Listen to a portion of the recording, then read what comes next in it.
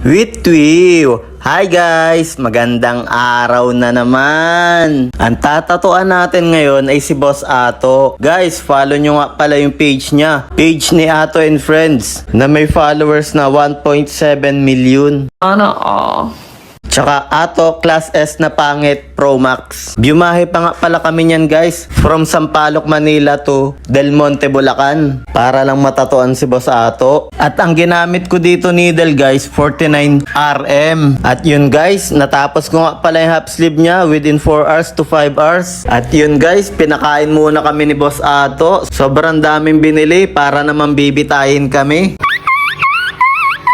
Ang plano lang talaga namin dyan guys, sa first session, half sleeve lang. Pero ang tibay ni Boss Ato, kinaya niya hanggang matapos, hanggang baba. Iba talaga kapag class S na pangit.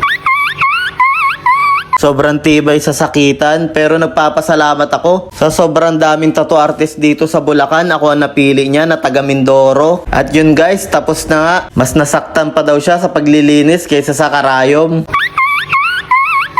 Abangan nyo guys yung second session namin. Sa McDo kami magtatatuan. Joke lang.